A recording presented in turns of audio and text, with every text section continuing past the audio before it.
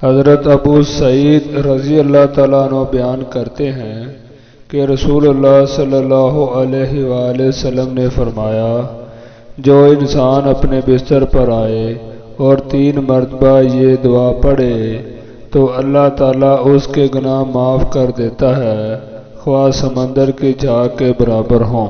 حضرت عبداللہ بن مسعود رضی اللہ تعالیٰ عنہ نے فرمایا، جو آدمی 3 مرتبہ یہ کہے گا اس کی پوری مغفرت کر دی جائے گی، اگرچہ وہ میدان جنگ سے بھاگ کر آیا ہو۔ استغفراللہ الذی لا الہ الا هو الحی القیوم واتوب الیہ۔ استغفراللہ الذی لا الہ الا هو الحی القیوم واتوب الیہ۔ استغفراللہ الذی لا الہ الا هو الحی القیوم واتوب الیہ۔